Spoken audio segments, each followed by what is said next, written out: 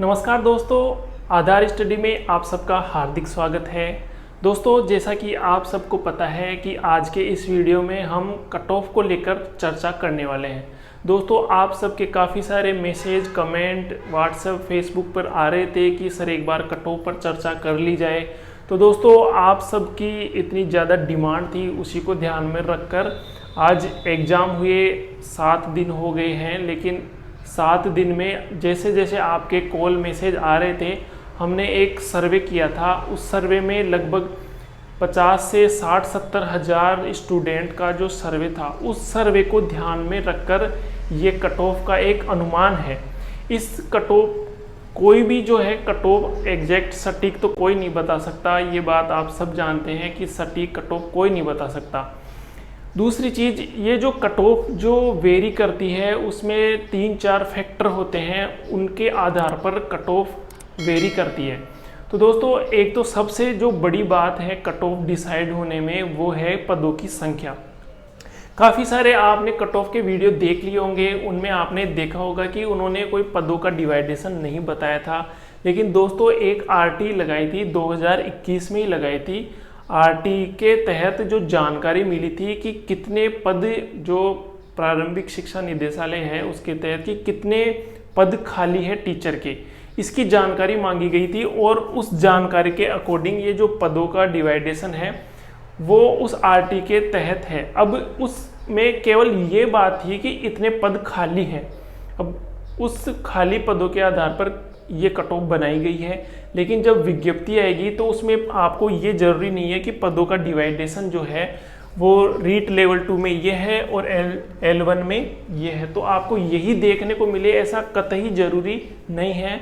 पदों का डिवाइडेशन कुछ अलग भी आ सकता है, क्योंकि ये सब आपको पता है कि जितने पद खाली होते हैं, ये तो है नहीं कि सारे के सारे पद ही भर लिए जाएं। तो जो पद आएंगे वो उस हिसाब से गवर्नमेंट अपने अकॉर्डिंग निकालेगी। 2021 में स्टार्टिंग में आरटी लगाई थी, उसके बाद और भी पद खाली हो गए होंगे और डीपीसी के माध्यम से कईयों का प्रमोशन भी हो गया होगा। तो उस अकॉर्डिंग ये जो पदों का डिवाइडेशन है वो अपन उस आरटी को आधार लेकर ये कट ऑफ बना रहे हैं। हालांकि जो पद आएंगे वो इसके आसपास ही आएंगे, लेकिन फिर भी एक बार इनको अपन फाइनल नहीं मान सकते, ये केवल एक अनुमान है और कट ऑफ का भी केवल एक अनुमान है। ये तो बात हुई पदों की। दूसरा जो कट ऑफ डिपेंड करता है वो पेपर के लेवल पर डिपेंड करता है। और जो स्टूडेंट ने जो तैयारी की थी इस कोरोना टाइम में, वो भी अच्छी खासी लोगों की तैयारी हो गई थी। चूँकि स्कूल वगैरह बंद थे, तो ज़्यादातर जो रीट की एग्ज़ाम देने वाले स्टूडेंट हैं वो स्कूल वगैरह में पढ़ाते हैं, तो उनको भी अच्छा खासा टाइम मिल गया था घर पे। तो लगभग सब लोगों ने ऑनलाइन अच्छे से तैयारी की थी। और पेपर का लेवल भी, ये कोई नहीं कह सकता कि पेपर बहुत ज़्यादा टफ था। पेपर का लेवल थोड़ा इजी था, हालांकि बहुत ज़्यादा इजी भी नहीं कह सकते, लेकिन इजी था। आपने देखा होगा, मैंने एक पिछला वीडियो डाला था, उसमें जो डाउटफुल क्वेश्चन थे, जो कोचिंग वाले अलग अलग आंसर बता रहे हैं, तो अगर इतना भी ईजी होता तो ऐसा नहीं होता कि कोचिंग वाले भी अलग अलग आंसर बताते। तो ईजी था, लेकिन सारे क्वेश्चन ईजी नहीं थे, कुछ टफ भी क्वेश्चन थे। लेकिन ये है कि जो एक आप पढ़ते होंगे पेपर में एक विभेदकारिता होती है, वो विभेद करने वाला ये क्वेश्चन पेपर नहीं था। फिर भी दोस्तों, चलो अपन जो कट ऑफ है, कट ऑफ की चर्चा करते हैं। ये कट ऑफ एकमात्र ये अनुमान है, और जो कट ऑफ है वो बताई नहीं जा सकती पूरे हर कैटेगरी की। तो मैं मोस्टली जनरल और ओबीसी को आधार लेकर चलूँगा, क्योंकि ये कोई नहीं बता सकता कि एसटी की कितनी जाएगी, एससी की कितनी जाएगी। लोग बाग बताने वाले तो है जो वीडो की भी बता रहे हैं, एक्स सर्विसमैन की भी बता रहे हैं, लेकिन ये ऐसा कोई अंदाज कोई नहीं लगा सकता। अपन एक जनरल की जो सेफ स्कोर है, केवल वो उतना तक अपन अंदाज लगा सकते हैं। बाकी इतना डीपली कोई अंदाज नहीं लगा सकता, वो केवल एक अनुमान होता है। और ये भी केवल एक अनुमान है, तो इसी के आधार पर अपन बात करेंगे। आप ये निश्चिंत हो सकते हैं कि इतने अगर आपके परसेंट या नंबर बन रहे हैं तो आप निश्चिंत हो सकते हैं। लेकिन फिर भी मैं आपको ये सलाह दूंगा कि आगे आने वाली जो वैकेंसी है, सेकंड ग्रेड है, फर्स्ट ग्रेड है, वो ज़रूर आपको दीपावली के आसपास ज़रूर देखने को मिलेगी। क्योंकि कल परसों का स्टेटमेंट आपने देखा होगा, माननीय शिक्षा मंत्री जी बोल रहे थे कि 29,000 वैकेंसी जल्द ही आने वाली है। तो हो सकता है इस दीपावली पर आपको बहुत बड़ा तोहफा मिल जाए। सेकंड ग्रेड भी आ सकती है, फर्स्ट ग्रेड भी आ सकती है। तो आपको कतई निराश नहीं होना है, आपको अपनी तैयारी कंटिन्यू रखनी है। तो वो जो पोस्ट आएगी, आपने अभी थोड़ा पैटर्न भी देखा होगा, जैसे रीट है, रीट की एग्ज़ाम हो गई, एसआई की भर्ती आई आरपीएससी की, उसमें किसी को टाइम नहीं मिला, एसआई की भर्ती आई और एग्ज़ाम हो गई। इसके अलावा जो आरएएस की वैकेंसी आई थी वो उसका भी प्री की एग्ज़ाम होने वाली है अक्टूबर में। और ऐसे जो अब जो एग्ज़ाम आएगी उसमें टाइम नहीं मिलेगा, मेरे को ये लग रहा है कि टाइम नहीं मिलेगा। तो जैसे ही सेकंड ग्रेड फर्स्ट ग्रेड आएगी ना, तो उसमें टाइम नहीं मिल पाएगा, तो आपको अभी से उनकी तैयारी स्टार्ट कर देनी है। तो दोस्तों कट ऑफ की अपन चर्चा कर लेते हैं। सबसे पहले देखो लेवल 1 बीएड, जो बीएड और बीएसटीसी है उसकी भी अपन बात करेंगे, और इसका जो क्या मैटर रहने वाला है आगे, कोर्ट का ये जो मामला है इसमें क्या डिसीजन आने वाला है उसके बारे में बात करेंगे। और बीएसटीसी लेवल 1 अगर बीएड नहीं शामिल होती है तो क्या कट ऑफ रहेगी, बीएड शामिल हो जाती है तो क्या कट ऑफ रहेगी। और L2 में जो आपको पता है कि 90 और 10 का जो अनुपात है, उस अनुपात के आधार पर अपन परसेंटेज की यहाँ पे बात करेंगे। जो ग्रेजुएशन के नंबर है वो मैंने ऑन एवरेज 60% माने हैं, कि ऑन एवरेज 60% ये मान सकते हैं। अगर आपके ग्रेजुएशन में ज़्यादा नंबर है तो आपने उसी अकॉर्डिंग अपनी परसेंटेज देख सकते हो। आप अगर आपके रीट में नंबर कम है, ग्रेजुएशन में ज़्यादा है, तो मैं यहाँ पे केवल परसेंटेज लिखूँगा, तो वो आप 90% वेटेज तो रीट का और 10% ग्रेजुएशन का, ये आपको सबको पता होगा, अच्छी तरह बताने की ज़रूरत नहीं है। तो दोस्तों सबसे पहले अपन लेवल 1 की बात करते हैं। अगर यही पोस्ट रहती है 17,900 तो क्या कट ऑफ रह सकती है। बाकी मुझे लगता नहीं कि 17,900 लेवल 1 में पोस्ट आएगी, लेकिन पोस्ट लगभग आनी चाहिए 15 से 16,000 पोस्ट आनी चाहिए लेवल 1 की। अगर 15 से 16,000 पोस्ट भी अपन मानते हैं लेवल 1 में, और उसकी ओबीसी और जनरल की कट ऑफ जो है वो अगर केवल बीएसटीसी रहती है यहाँ पे, तो जनरल की जो कट ऑफ जाएगी वो लगभग 125 जाएगी। इसमें आप प्लस माइनस 2 और कर सकते हो, या तो 2 प्लस या 2 माइनस, लेकिन जनरल की कट ऑफ ये रहने वाली है। ओबीसी की बात करें तो ओबीसी और जनरल में कोई खास डिफरेंस नहीं रहेगा, क्योंकि पेपर इजी था। पेपर इजी होने से जो डिफरेंस है वो मेरे को लगता नहीं कि 1 नंबर का भी डिफरेंस रहेगा, ना फीमेल ना मेल किसी में डिफरेंस नहीं रहेगा, ना ही अदर जो कैटेगरी है एससी एसटी ओबीसी 1-1 2-2 नंबर का डिफरेंस रहेगा। क्योंकि 125 124 पर जो मैक्सिमम स्टूडेंट होते हैं वो इसी नंबर पर काफ़ी बड़ी संख्या हो जाती है अगर पेपर इजी रहता है। तो अगर पेपर थोड़ा टफ रहे तो जो कट ऑफ का वेरिएशन है, टॉप से लेकर जो टॉपर होता है उसके नंबर और फाइनल कट ऑफ, उसमें ज़्यादा अंतर आता है। और अगर वो पेपर थोड़ा इजी आता है तो उसमें अंतर नहीं आता है, क्योंकि सब लोगों के एक समान नंबर बन रहे होते हैं। तो ये ओबीसी और जनरल 125 124 यहाँ तक कट ऑफ रह सकती है। बाकी अगर मैं सेफ स्कोर की बात करूँ तो जिसके 130 आ रहे हैं नंबर, वो अपने आप को बिल्कुल निश्चिंत मान सकता है कि जिसके 130 नंबर आ रहे हैं उसका फाइनल सिलेक्शन आराम से होगा। बाकी ये जो है ये भी दौड़ में है। अब अपन एक अंदाज़ा लगा सकते हैं पदों के आधार पर और जो पेपर आया है उसके आधार पर, कोई फाइनल नहीं है, लेकिन ये एक अनुमान है। बाकी अगर कोई किसी को बिल्कुल निश्चिंत होना है तो वो 130 वाला जो है वो बिल्कुल आराम से निश्चिंत है। अब बात करते हैं लेवल 2 की, इसके बाद बीएड बीएसटीसी की बात करेंगे। लेवल 2 में साइंस मैथ की ये जो पोस्ट, ये तो आपने देख ली होगी कि इतनी पोस्ट आ सकती है इसमें। ये एक आरटीआई के तहत मांगी गई सूचना के अकॉर्डिंग था, तो इसमें कम ज़्यादा हो सकती है, इसमें कोई दो राय नहीं है। लेकिन अगर अपन साइंस की बात करते हैं सबसे पहले, तो साइंस में जो जनरल है, जनरल साइंस की बात करें, अगर मैं परसेंटेज बताऊं तो ये 78% है। ओबीसी की बात करें तो 77%। अगर इसमें भी अपन प्लस माइनस 2 कर सकते हैं, इसके आसपास कट ऑफ रहने वाली है। अगर पदों का डिवाइडेशन कुछ ऐसा ही होता है, जो केवल खाली पद मांगे गए थे उस आरटीआई में कि कितनी पोस्टें खाली है। एसएसटी की बात करते हैं तो एसएसटी में जो कट ऑफ रहने वाली है वो 79%, प्लस माइनस 2 कर सकते हैं। अगर ओबीसी की बात करें तो 78%, प्लस माइनस 2। इसके अलावा इंग्लिश की बात करें तो इंग्लिश में पिछली बार समथिंग 64% गई थी जनरल की, तो इंग्लिश में क्या है, एक तो पद ज़्यादा आते हैं, दूसरी चीज़ कि इंग्लिश के स्टूडेंट भी कम है, इस वजह से इसकी कट ऑफ क्या है वो काफ़ी कम जाती है। लेकिन इस बार पेपर थोड़ा ईजी था, तो अपन कह सकते हैं कि 70% जिसके बन रहे हैं, और अगर ओबीसी में कोई है तो 69% ±2 करके इतने जिसके नंबर आ रहे हैं वो अपने आप को थोड़ा सेफ मान सकता है। बाकी इसमें कम ज़्यादा हो सकता है, ये पदों के आधार पर वेरी करेगा। और बाकी देखो हिंदी और संस्कृत की अब कट ऑफ अपने आप अपने अकॉर्डिंग लगा सकते हैं, क्योंकि इसके जो पद है वो थोड़े कम है और कितने की स्टूडेंट अपीयर होते हैं, तो उस आधार पर इनका सटीक अनुमान बैठना थोड़ा मुश्किल है। और जनरल ओबीसी की मैंने बताया है, बाकी एससी एसटी ओबीसी एमबीसी और ईडब्ल्यूएस भी इस बार फैक्टर करेगा। तो ईडब्ल्यूएस ये आप अपने अकॉर्डिंग लगा सकते हो, क्योंकि इतना सटीक कोई नहीं जा सकता। तो मैं नहीं चाहता कि आपको कोई भ्रमित करूं या कुछ गलत आपको डाटा बताऊं, ये मैं चाहता नहीं हूं। तो इस वजह से ये आपकी कट ऑफ इस अकॉर्डिंग रह सकती है। अब बात करते हैं कि बीएड और बीएसटीसी। दोस्तों ये जो मामला है ये कोर्ट में लंबित है, आपको पता है कि ये मामला कोर्ट में है।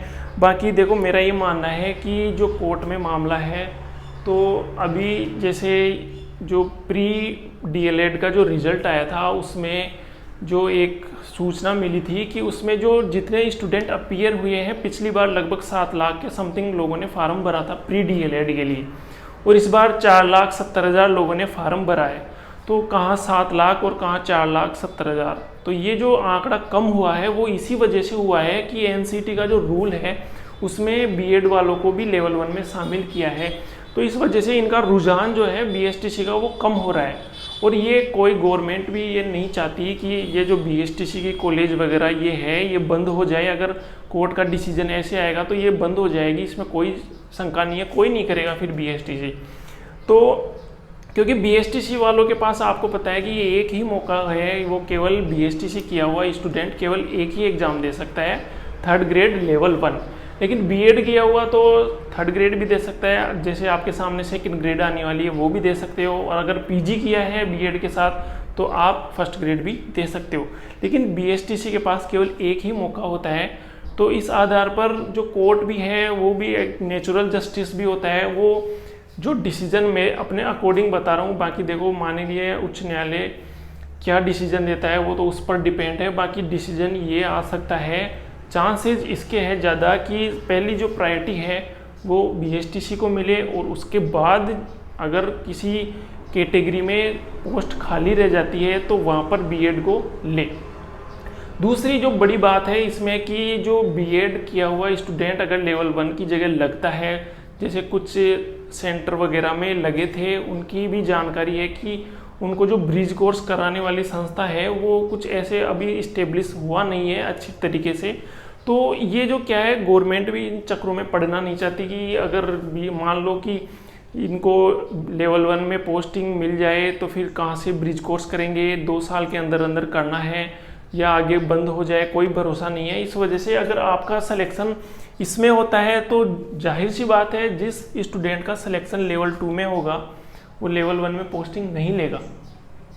तो ये जो बीएड और बीएसटी की जो कट ऑफ जाएगी वो अगर किसी स्टूडेंट के देखो लेवल 2 में किसी स्टूडेंट जो बीएड किया हुआ है उसके लेवल 1 में 130 बन रहे हैं, ये मान लिया अपन ने, तो ये उसके लेवल 2 में भी वो इस कट ऑफ में आ रहा है। अगर जिसने लेवल 1 में 130 नंबर बना लिए हैं तो ये तो कन्फर्म है कि वो इंटेलिजेंट है, अच्छी खासी तैयारी की है उसने।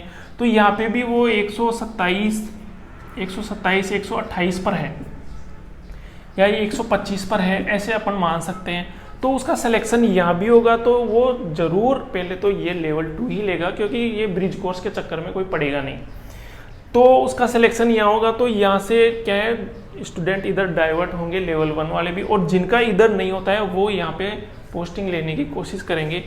तो जो कट ऑफ वैसे तो ज़्यादा डिफरेंस आएगा नहीं, लेकिन फिर भी देखो जो मैं आपको एक स्टोरी सुनाता हूँ। मेरा जो मानना है वो ये है कि बीएसटीसी के पक्ष में फैसला आएगा। बाकी देखो आपको किसी को नाराज़ होने की ज़रूरत नहीं है, क्योंकि जो है वो जो होना है वो होगा, मेरे कहने से कुछ ही नहीं होता है। बाकी देखो एक छोटी सी कहानी है वो मैं आपको बताता हूँ। उससे आपको पता चल जाएगा कि ये जो बीएसटीसी और बीएड जो विवाद है इसका क्या क्या परिणाम हो सकता है और ये लड़ाई किस तरीके से चल रही है। दोस्तों, कुछ एक जंगल में एक सिद्ध पुरुष का आश्रम था। उस आश्रम में एक सिद्ध पुरुष महात्मा रहते थे और उसके 2-4 शिष्य रहते थे। तो शिष्य जंगल में इधर उधर कुछ ढूंढने के लिए या कुछ अपने काम से गए, तो उन्होंने वहाँ पर एक दृश्य देखा। उस दृश्य में उन्होंने देखा कि एक चीता था, वो एक खरगोश के पीछे दौड़ रहा था उसको खाने के लिए। और जो चीता था वो काफ़ी तेज़ दौड़ने वाला प्राणी है, लेकिन वो खरगोश एक छोटा सा प्राणी है और उसको पकड़ नहीं पा रहा था। वो दोनों काफ़ी देर तक दौड़ते रहे। चीता खरगोश को पकड़ने की भरसक प्रयास कर रहा था, लेकिन वो खरगोश को पकड़ नहीं पाया। तो ये शिष्य जो देख रहे थे इस बात को, वो सोचे कि ऐसा क्या है कि ये इतना बड़ा जानवर है, इतना तेज़ दौड़ता है, लेकिन ये एक छोटे से जानवर को नहीं पकड़ पा रहा है। तो वो ये चर्चा अपने आश्रम में आकर अपने महात्मा जी से, अपने गुरु से ये चर्चा करते हैं कि आज हमने ऐसा देखा कि एक चीता दौड़ रहा है खरगोश को पकड़ने के लिए, लेकिन वो उसको पकड़ नहीं पाता। तो ये ऐसा क्यों हुआ, जबकि चीता तो उससे काफ़ी तेज़ दौड़ता है। तो जो महात्मा जी थे उन्होंने कहा कि जो चीता दौड़ रहा था वो दौड़ रहा था अपने एक टाइम के भोजन के लिए, और जो खरगोश दौड़ रहा था वो दौड़ रहा था अपनी पूरी ज़िंदगी के लिए। इस वजह से वो उसको नहीं पकड़ पाया। तो दोस्तों, खरगोश अपनी पूरी ज़िंदगी के लिए दौड़ रहा है और चीता एक टाइम के भोजन के लिए दौड़ रहा है। तो यहाँ पर जो बीएसटीसी वाले हैं वो अपने पूरे जीवन के लिए संघर्ष कर रहे हैं, जबकि बीएड वाले जो हैं वो केवल एक इस 3rd ग्रेड भर्ती में पोस्टिंग पाने के लिए दौड़ रहे हैं। ये लगता है कि ये जो फैसला आएगा वो बीएसटीसी के पक्ष में आएगा, क्योंकि जिस एनर्जी के साथ बीएसटीसी वाले इस मैटर पर काम कर सकते हैं बीएड वाला नहीं कर सकता, क्योंकि इनकी पूरी ज़िंदगी का सवाल है। यहाँ पर इनका पूरी ज़िंदगी का सवाल है बीएसटीसी वालों का। तो दोस्तों, ऐसा देखने में आ रहा है कि ये जो बीएड वाले हैं कुछ इनसे पैसे भी मांगे जा रहे हैं कोर्ट में सहयोग करने के लिए। तो दोस्तों, मेरा मानना ये है आप इन चक्रों में ना पड़े। आपके सामने 3rd ग्रेड के अलावा भी 2nd ग्रेड और 1st ग्रेड की वैकेंसी पड़ी है। आप अपने जो पैसे हैं उनका सदुपयोग करें, कहीं से नोट्स खरीदे या अपने रूम का रेंट दे, लेकिन ये कोर्ट वगैरह के चक्रों में पैसे देकर आप कतई ना आए। आपके सामने ऑप्शन है। बाकी देखो, कोर्ट का कुछ भी डिसीजन आ सकता है, तो अपने जो रुपए हैं उनको वेस्ट ना करें। बाकी दोस्तों देखो, जो माननीय न्यायालय है वो क्या फैसला देता है वो उस पर डिपेंड है।